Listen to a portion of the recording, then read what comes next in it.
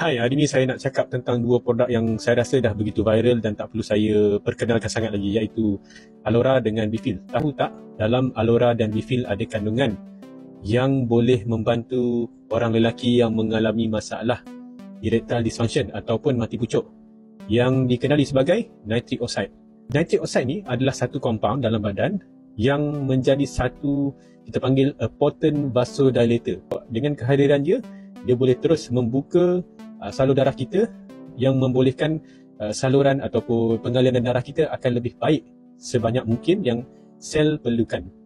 Dalam Alora, apabila Alora bersentuh dengan kulit, maka ini akan memerangkap far infrared wavelength di dalam badan.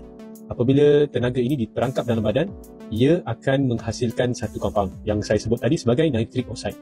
Okey, nitric oxide yang terhasil ini akan mempunyai dua perkara penting. Yang pertama yang saya dah sebut tadi sebagai satu compound yang boleh membuatkan salur darah kita terbuka dan juga mengalirkan ke darah dengan baik. Dan kedua, dia sebagai painkiller, natural painkiller.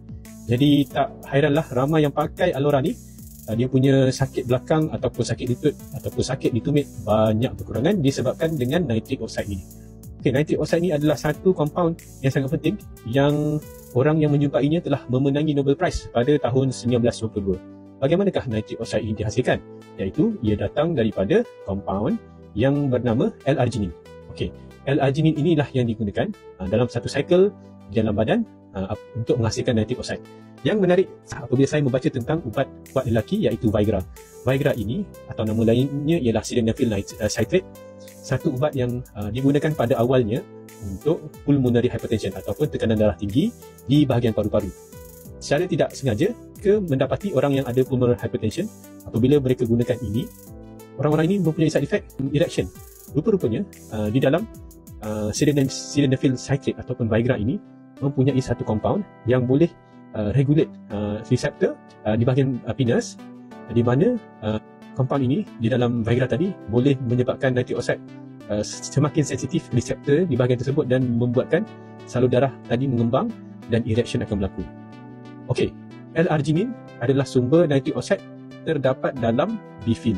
Jadi tak hairanlah apabila pengguna lelaki menggunakan Alora, especially Alora Pants dan Boxer, kemudian consume Bifil setiap hari, maka dia mempunyai sumber nitric oxide yang cukup dalam badan yang dihasilkan daripada L-arginine pada masa yang sama mengalami rangsangan di kulit, menyebabkan nitric oxide juga dihasilkan di dalam salur darah yang cukup banyak, membolehkan masalah dia kalau kita ambil Viagra, dia very sensitif dekat bahagian paru-paru dan juga di bahagian penis. Tapi kalau kita ambil Alora dan Bifil, maka nitric oxide akan beredar di seluruh badan.